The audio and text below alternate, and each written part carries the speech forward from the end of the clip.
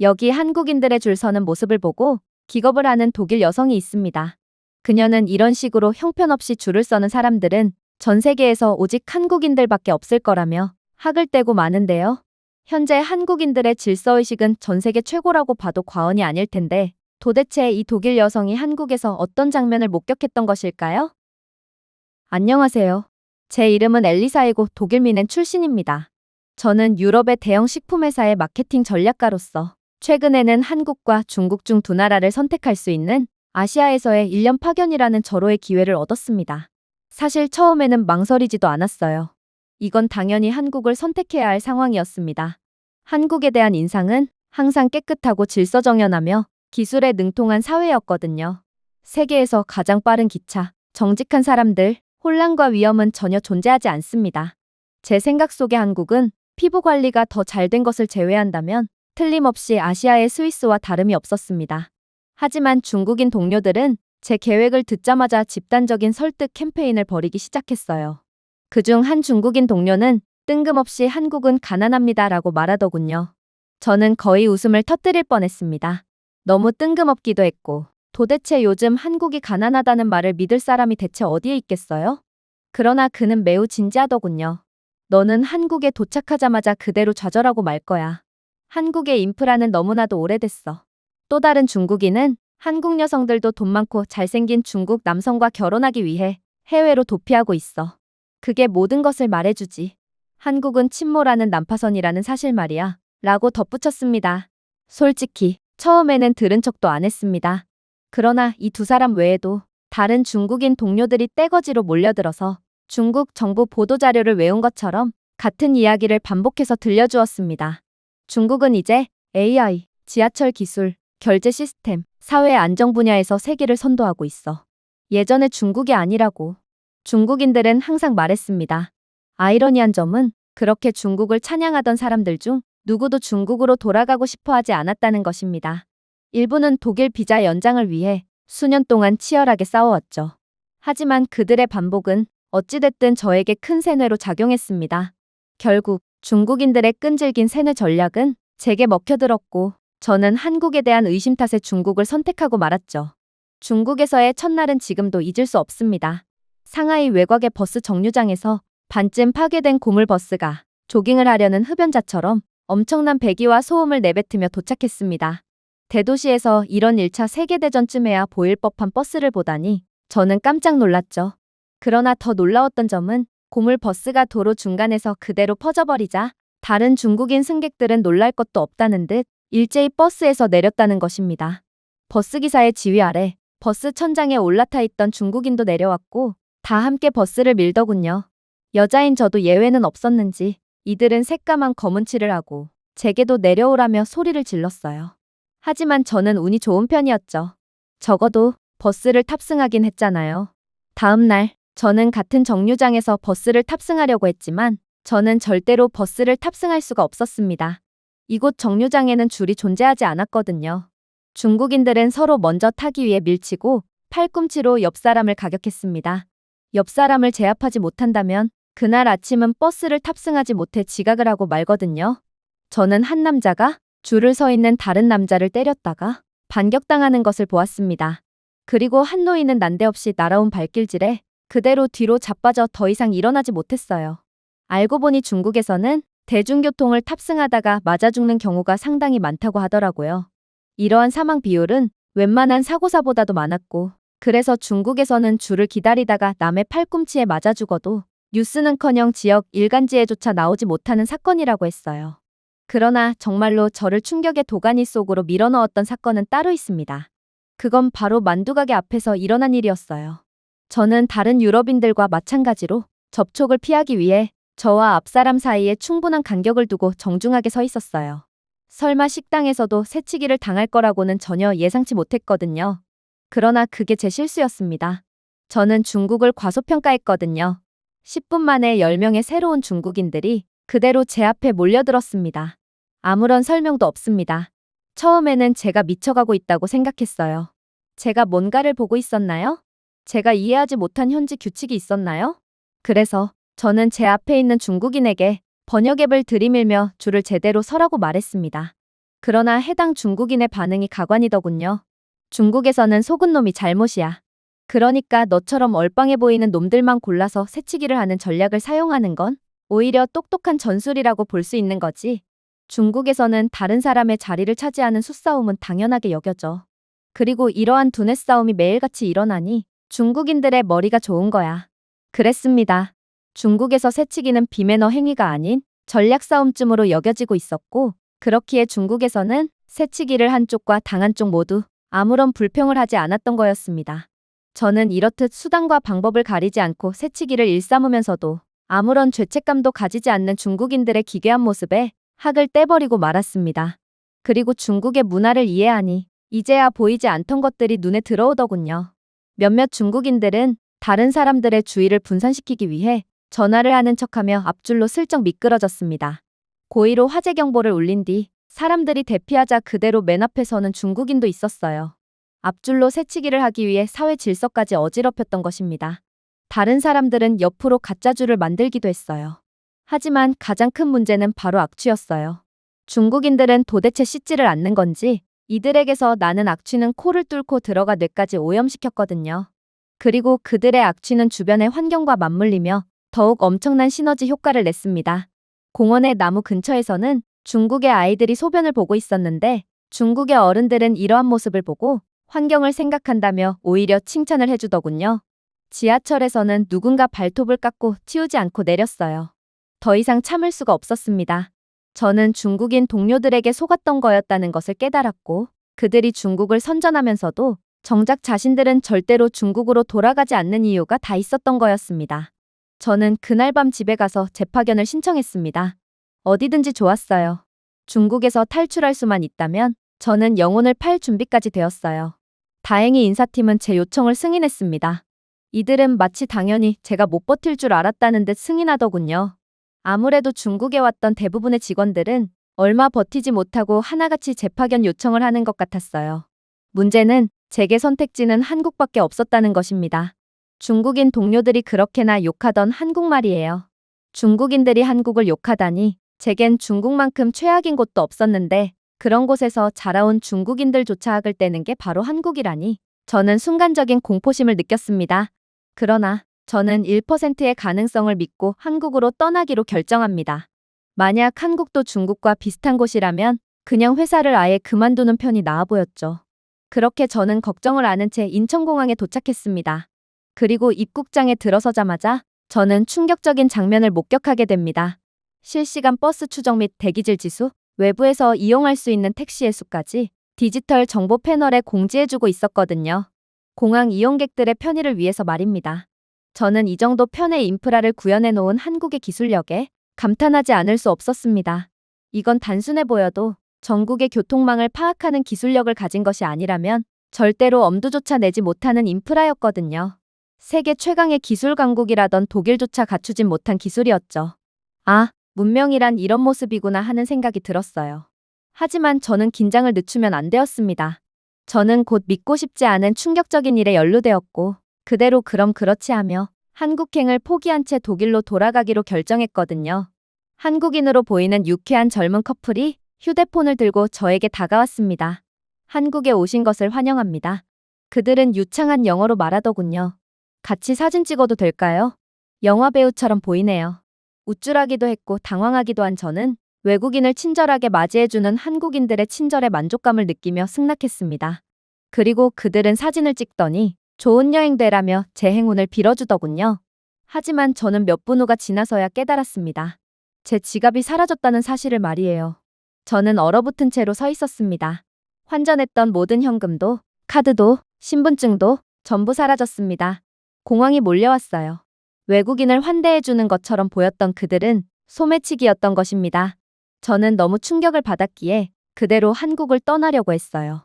한국과 중국을 모두 거친 저는 그야말로 인류애가 완전히 상실되어 버리고 말았거든요. 하지만 제가 완전히 절망에 빠졌던 그때 한 젊은 한국 여성이 제 팔을 두드리더군요. 실례합니다. 그녀가 부드럽게 말했습니다. 걱정스러워 보이네요. 괜찮으신가요? 그녀는 자신의 이름을 수민이라고 소개했습니다. 그리고 제 상황을 파악한 그녀가 다음에 한 말은 저를 경악해 만들었어요. 걱정하지 마세요. 당신의 지갑을 훔친 그들은 반드시 잡을 수 있을 거예요. 아마 1시간 안에 찾을 수 있을걸요? 저를 따라오세요. 저는 말을 잇지 못한 채 그녀를 쳐다보았습니다. 저는 방금 모든 것을 잃어버린 상태였는데 그녀는 마치 잃어버린 도서관 책을 설명하는 것처럼 너무나도 태연하게 말했거든요. 그러나 그녀는 농담이 아니었습니다. 수미는 정말로 저를 가장 가까운 경찰서로 데려갔거든요. 아니, 경찰서도 아니었어요. 이건 그냥 동네 파출소였죠. 사무실인지 고급 컨설팅 회사인지 확신이 서지 않을 정도로 이곳은 너무나도 평온해 보였어요. 도대체 이들이 어떻게 제 지갑을 되찾아줄 수 있단 말인가요? 그리고 그곳의 한국인 경찰관은 제게 일어난 일이 별것도 아니라는 듯 어떠한 표정 변화도 없이 시간과 장소, 소매치기 커플에 대한 기본적인 설명을 물었어요. 저는 모든 대답을 마친 뒤 망설이며 말했습니다. 하지만 그 지역에는 CCTV 카메라가 전혀 보이지 않았어요. 그들을 잡을 수 있을 리가 없어요. 그러자 그는 미소를 짓더군요. 아니요. 반드시 찾을 수 있어요. 한국에서 모든 범죄는 결국 잡히고 맙니다. 그리고 이런 한국에서 감히 소매치기를 할 생각을 하다니 아마 범인은 한국인이 아닐 거예요. 저는 기대 없이 기다렸습니다.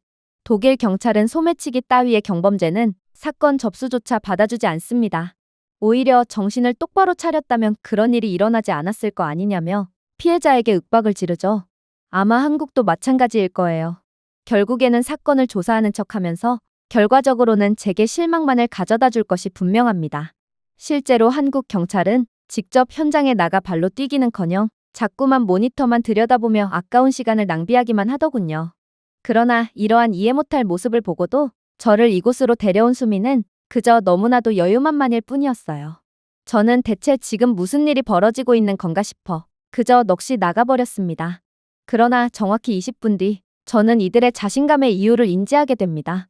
알고 보니 한국은 보행량, 인구 패턴, 이전 사건 데이터, 실시간 군중 이동을 교차 분석하는 스마트 AI 기반 시스템을 사용하고 있었어요.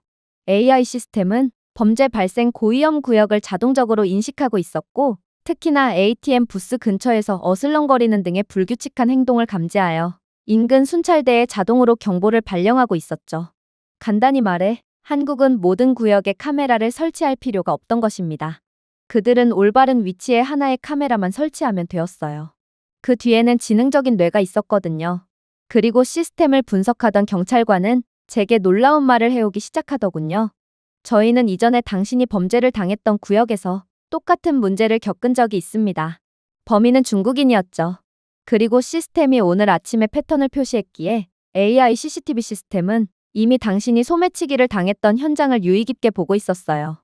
그리고 AI CCTV가 당신에게 소매치기를 했던 남녀를 포착하여 얼굴 인식으로 조회한 결과 용의자는 이미 명단에 있는 사람이에요.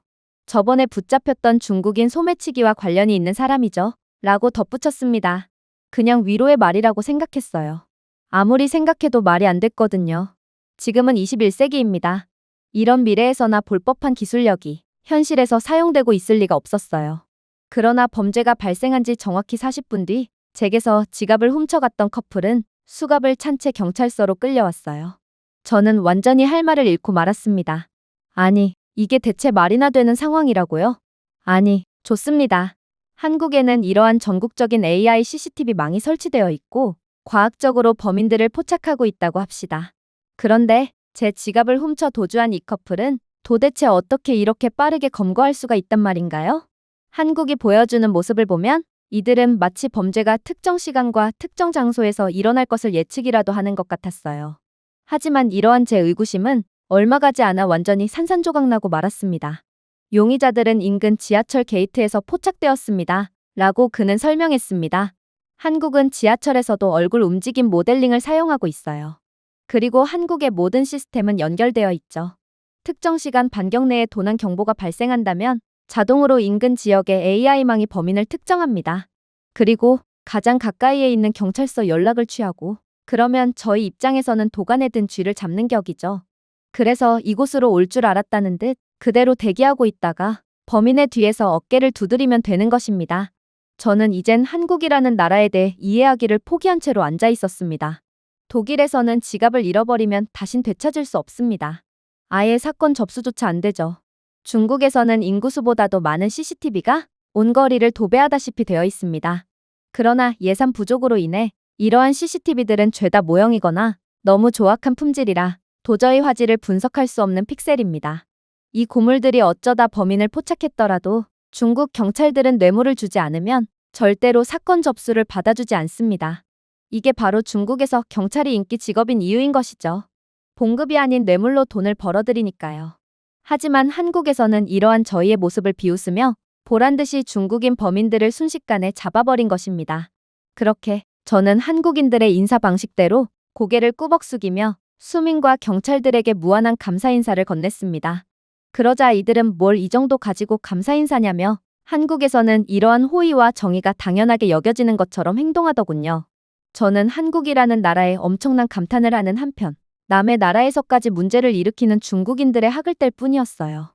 그리고 저는 그렇게 수민과 친해지게 됩니다. 저는 며칠 후 수민을 다시 만났어요. 그녀에게 제대로 감사하기 위해 점심을 사주고 싶었거든요. 수민이는 제게 홍대에서 만나자고 제안하더군요. 그리고 그렇게 처음 간 홍대에서 저는 그야말로 문화 충격을 받았습니다. 그곳은 상당한 인파를 자랑하고 있었어요. 하지만 그 누구도 충돌하지는 않더군요. 카페에서 음악이 터져나왔지만 그다지 시끄럽지는 않았어요. 아무도 소리를 지르거나 돌발 행동을 하지는 않았거든요. 노점상들이 거리에 늘어서 있었지만 지저분하다는 느낌은 전혀 안 들었어요. 한국의 노점상은 워낙 위생적으로 관리되고 있었고 또한 노점상이 들어서면 필연적으로 생기는 문제인 거리에 쓰레기도 전혀 없었거든요. 그야말로 그 주변은 흠잡을 데가 없었습니다. 한국에서는 마치 모든 사람이 대중 에티켓에 대해 배운 것 같았습니다. 그렇게 저는 홍대 노점상에서 붕어빵과 호떡, 떡볶이 등 맛있는 길거리 음식들을 원없이 먹으며 즐거운 시간을 보냈어요.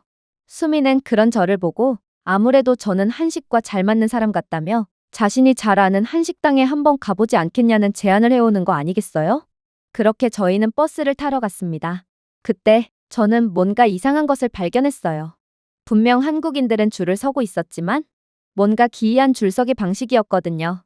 일부는 정류장 근처에 서 있었고 다른 일부는 몇 미터 뒤에 느슨한 줄을 형성했어요. 바로 맞은편의 버스 정류장에서도 마찬가지의 기이한 줄이 형성되어 있었습니다. 사실 저는 잘은 모르지만 이러한 줄서기 방식을 몇 번 본 적이 있었어요. 공항버스를 탈 때도 봤고 또 지갑을 되찾은 뒤 수민과 다시 만나기 전에 이곳저곳을 다니면서 버스를 탈 일이 있으면 꼭 이런 식의 이상한 줄이 형성되어 있었거든요. 그리고 순간 저는 뭔가 한국을 잘 아는 척을 하고 싶다는 욕구가 들기 시작했습니다. 저를 도와준 고마운 수민이었기에 제가 한국의 줄서기 방식을 잘 아는 척하며 한국에 대한 제 사랑을 보여준다면 수민도 분명히 뿌듯해할 거라고 생각했습니다. 그렇게 저는 맨 앞 무리의 맨 뒤에 줄을 섰습니다. 뒤에 있는 무리는 다른 버스의 줄을 기다리는 것이 분명했으니까요. 저는 버스를 탈 때 늘 이런 식으로 줄을 섰고 그럴 때마다 제게 핀잔을 주는 한국인들은 단 한 명도 없었어요. 당연했죠. 제가 올바른 줄을 섰기 때문일 것입니다. 만약 제가 제대로 줄을 서지 않았고 맨 뒷 무리도 저와 같은 버스를 기다리는 사람들이었다면 저는 말 그대로 새치기를 한 셈인데 한국인들이 새치기를 당하고도 아무런 항의도 하지 않는 것은 말이 안 됐거든요. 생각해보세요. 독일에서는 새치기를 한다면 주먹까지 날아듭니다. 상대방이 급한 사정이 있어서 새치기를 할 수밖에 없었든 아니면 모르고 그랬든 그건 전혀 중요하지 않아요. 그것보다 더 중요한 건 독일은 유럽 모든 나라들이 그렇듯 개인주의 문화를 가졌고 그래서 남의 사정이야 전혀 알 바가 아니라는 것입니다. 상대방이 어떠한 사정이 있든 그저 내 권리가 침해받으면 그대로 주먹까지 날아드는 것이죠. 그렇기에 저는 더더욱 제가 올바른 줄서기를 했다고 자신했어요. 아마 수미는 엘리사, 너 정말 한국을 사랑하는구나? 벌써 한국의 줄서기 방식을 이해한 거야? 어쩌면 너는 천재일지도 몰라? 라고 말하며 저를 칭찬해 줄지도 몰라요. 그러나 그렇게 칭찬을 기대하며 뒤를 돌아본 저는 수민이 마치 바퀴벌레를 보는 듯한 충격적인 표정으로 저를 응시하고 있다는 것을 알게 됩니다. 저는 아무래도 그녀가 한국인임에도 한국의 문화를 잘 모르고 있다는 생각을 했어요. 그래서 저는 잔뜩 우쭐해져서 수민에게 말을 걸었죠. 수민, 너는 한국인임에도 한국의 문화에 대해 아예 모르고 있구나. 내가 서 있는 그 줄은 다른 버스를 기다리는 사람들의 줄이야. 그러니 이쪽으로 와. 우리는 맨 앞 무리의 가장 뒤에 줄을 서는 게 맞거든. 하지만 수민은 이내 예상치도 못한 충격적인 말을 건네오기 시작했습니다. 엘리사, 그런 방식은 대체 어디서 배워온 거야? 너는 한국에 오기 전에 중국을 다녀왔다고 했는데 그런 줄서기 방식은 중국에서나 볼 수 있는 방식이라고. 왜냐하면 그건 새치기거든. 한국인들이 이러한 토막줄을 선 이유는 줄을 길게 늘려서 서면 다른 사람들의 통행을 방해하기 때문이야. 다시 말하자면 앞무리의 사람들이나 뒷무리의 사람들이나 전부 우리가 탈 버스에 탑승하기 위해 줄을 서고 있는 거라고. 그러니 우리는 뒷무리 중에서도 가장 마지막에 줄을 서야 해. 이건 말이 안 됐습니다. 당연했죠. 이런 식으로 줄을 한참이나 띄워서 선다면 분명 새치기를 당하기 십상이고, 심지어 그녀의 논리대로면 저는 지금껏 한국의 버스 정류장에서 줄곧 새치기를 했던 셈이었거든요. 그럼에도 한국인들은 단 한 차례조차 아무도 제게 주의를 주지 않았다는 게 말이나 되나요? 하지만 수미는 여전히 단호했고 제게 농담을 하는 것 같지는 않았어요. 그래서 저는 잔뜩 기가 죽은 채 그간의 제 경험을 수민에게 말해주었습니다. 그러자 수민은 도저히 믿기 힘든 대답을 건네오더군요. 잘 들어 엘리사. 우리는 절대로 새치기를 하지 않아. 한국인들은 나의 시간이 중요한 만큼 남의 시간 또한 중요하다는 것을 아주 잘 알고 있기 때문이야. 그리고 한국인들이 내게 주의를 주거나 항의를 하지 않은 까닭은 너는 금발의 백인인, 그야말로 딱 봐도 외국인이고 그런 내가 고의로 새치기를 한 것이 아니라는 것을 쉽게 파악할 수 있기 때문이야. 한국인들은 자신에게는 엄격하지만 남에게는 관대한 사람들이기 때문에 너에게 아무런 주의도 주지 않은 거야. 아마 내가 계속해서 모르는 척하며 새치기를 한다고 해도 아마 대부분의 한국인들은 그런 너를 이해해주겠지. 고의가 아니라고 생각할 거야. 하지만 만약 내가 그런 식으로 계속 새치기를 한다면 너는 내가 그렇게나 싫어하던 중국인과 별반 차이가 없는 인간이 되고 말 거야. 저는 순간 참을 수 없는 부끄러움을 느끼고 말았습니다. 쥐구멍이라도 있으면 당장에 숨고 싶었죠. 그렇게 수민의 말을 따라 줄에 맨 뒤 무리로 이동하는 길은 그 어느 때보다 길고 부끄러웠습니다. 그야말로 한국인들은 뼛속까지 남에 대한 배려심으로 똘똘 뭉쳐있는 사람들이었던 것입니다. 자신이 새치기를 당할 위험을 감수하고도 남을 위해 거리를 벌려주는 사람들, 그리고 이러한 새치기를 하기 가장 적합한 줄서기 모습을 보고도 절대로 새치기를 하지 않고 상대방의 호의를 존중하는 사람들. 중국에서는 서로가 서로의 뒤통수를 치며 최악의 혼란을 만들어내고 있었다면 한국인들은 서로가 서로를 배려하며 아름다운 사회를 만들어내고 있었습니다. 물론 버스가 도착했을 때도 한국인들은 마치 신성한 의식을 하는 것처럼 순서를 지키며 천천히 차례를 지키며 움직였습니다. 제가 막 탑승하려고 할 때 잠시 멈춰서 그녀에게 물었습니다. 하지만 누군가 줄을 서지 않으면 어떻게 해? 아무리 한국이라도 그런 미꾸라지 한 마리쯤은 분명히 있을 거야. 그러자 수미는 흥미롭다는 듯 저를 쳐다보았습니다. 글쎄, 정말로 그런 사람이 한 명쯤은 있어야 정상인데 나는 살면서 그런 사람을 본 적이 없어. 아무래도 한국은 정상이 아닌 국가인가 봐. 이런 한국인들의 모습을 보고 저는 사람들을 질서 있게 유지하는 것은 법이 아니라 자부심이라는 것을 깨달았습니다. 한국은 누군가가 강요했기 때문에 깨끗한 것이 아니었거든요. 한국에서는 사람들이 공유 공간을 존중했기 때문에 깨끗했습니다. 그들은 다른 사람들의 평가나 법적인 처벌의 두려움 때문에 문명화된 행동을 한 것이 아니라 습관적으로 행동한 것이었죠. 그렇게 저희는 얼마 후 목적지 정거장에서 내리게 됩니다. 그리고 수민이 이끄는 곳에 도착한 저는 그야말로 기겁을 할 수밖에 없었죠. 그곳은 바로 한식 뷔페였기 때문입니다. 저는 즉시 중국에서 얻게 된 트라우마가 되살아났습니다. 제 경험상 뷔페는 사람들이 서로 먼저 먹기 위해 젠가타워 같은 접시를 쌓고 아이들이 비명을 지르며 다른 사람들이 먹지 못하도록 하기 위해 새로 나온 음식 위에 가래침을 뱉거나 소변을 보고 누군가는 필연적으로 뷔페 음식통 바로 옆에서 식사를 하는 등 구제할 수 없는 지옥을 의미했습니다. 아마도 저는 전쟁에 대비해야겠죠. 그러나 저는 한국 뷔페에 입장하자마자 완전히 소름이 돋고 말았습니다. 일단 이곳 뷔페에는 저희를 안내해주는 직원조차 없었어요.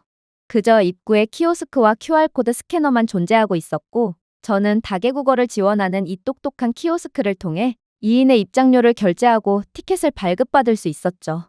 뷔페는 분명 사람들로 가득했지만 저희는 줄을 설 필요도 없었어요. 티켓에 QR코드를 스캔하면 당신은 124번입니다. 예상 대기시간은 11분입니다. 라는 글귀가 제게 정보를 제공했거든요. 그랬습니다. 한국의 대부분의 레스토랑은 AI 기반 고객 흐름 모델링을 사용하고 있었습니다. 이 시스템은 현재 고객 수, 식당의 평균 테이블 회전율, 과거 피크 데이터를 고려하여 대기 시간을 분 단위로 계산해 주었죠.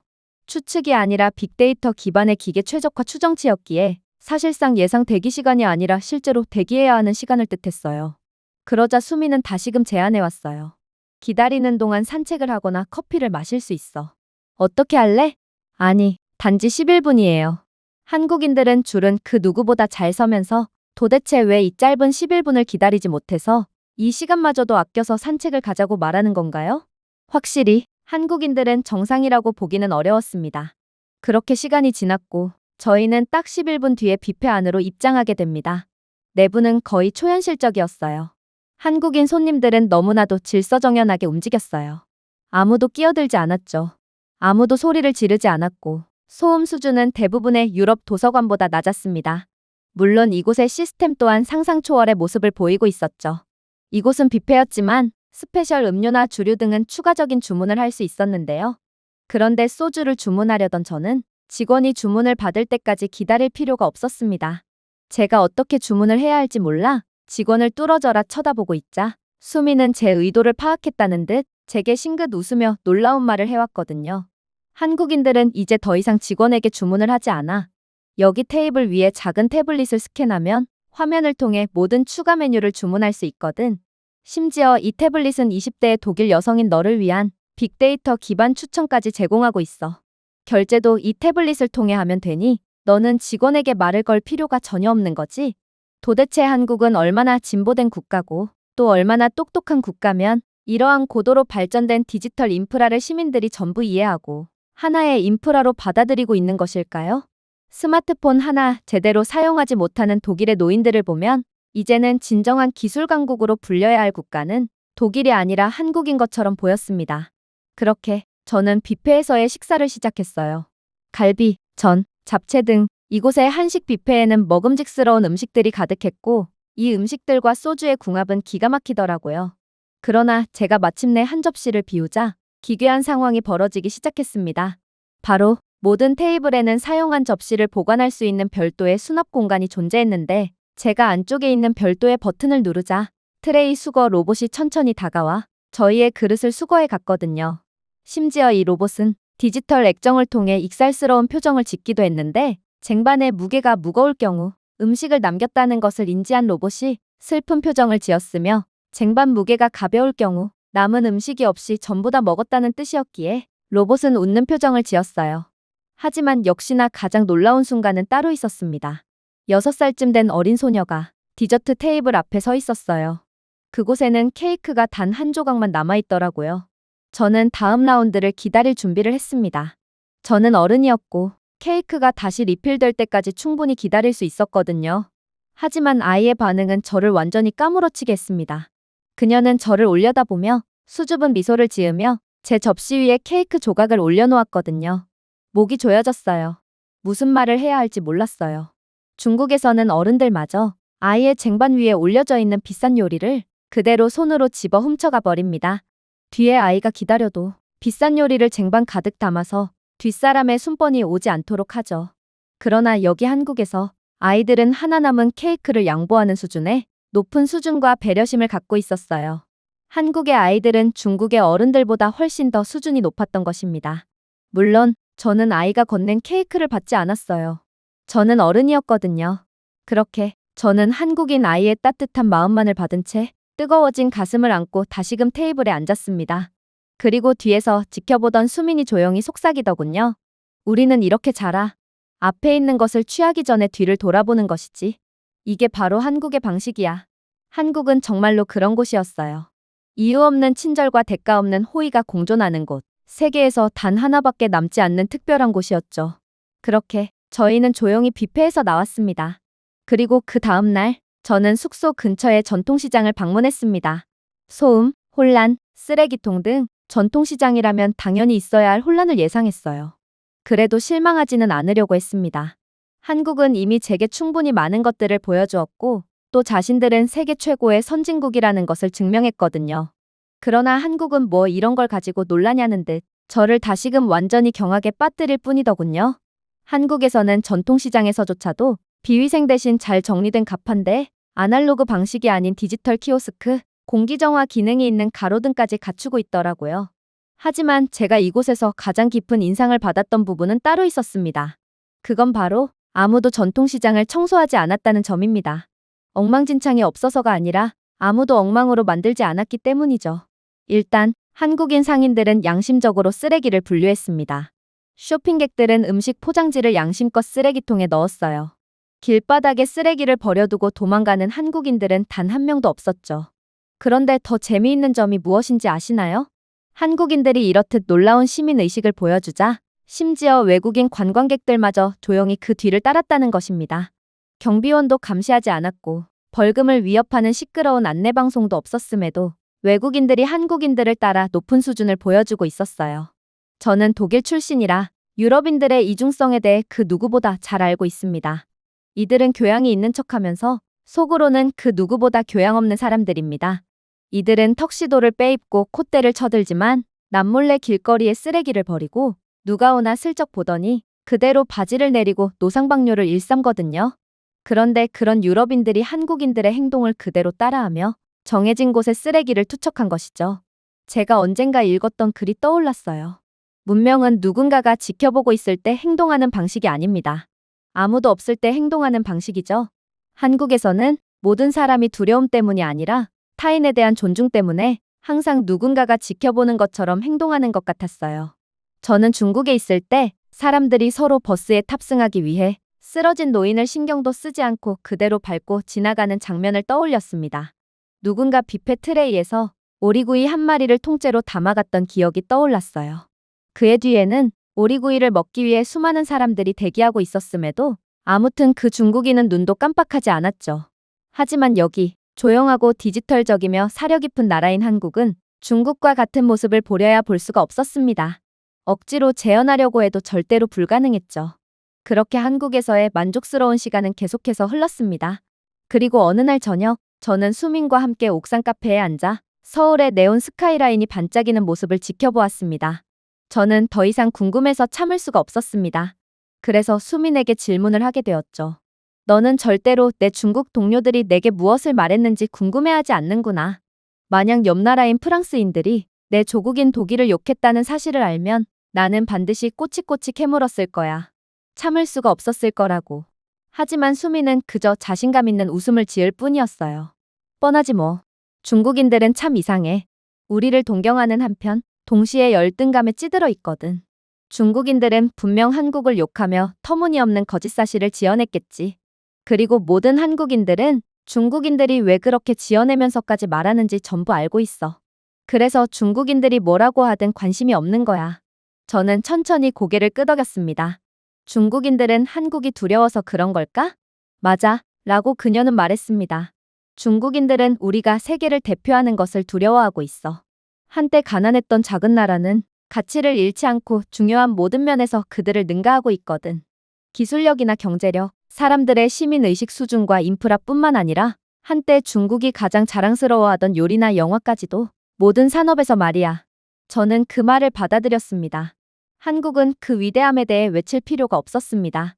중국처럼 비판을 검열하거나 통계를 조작하거나 외국 기자들을 위해 가짜 도시를 건설할 필요가 없었습니다.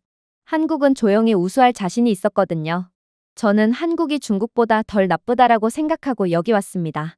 저는 이제 한국이 지구상에서 가장 진보되고 윤리적이며 문명화된 나라 중 하나라는 것을 알게 되었습니다. 미래가 공상과학이 아닌 사회. 한국에서는 그저 일상일 뿐이었어요. 그리고 그 순간 저는 중국인들이 한국을 두려워하는 이유를 정확히 알게 되었습니다.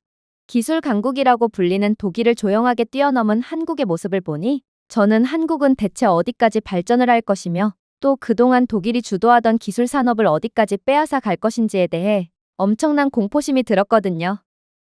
제가 준비해온 내용은 여기까지입니다. 끝까지 시청해주셔서 진심으로 감사드리며 여러분들의 구독과 좋아요, 알림 설정은 영상 제작에 큰 힘이 됩니다. 이상 세모튜브였습니다.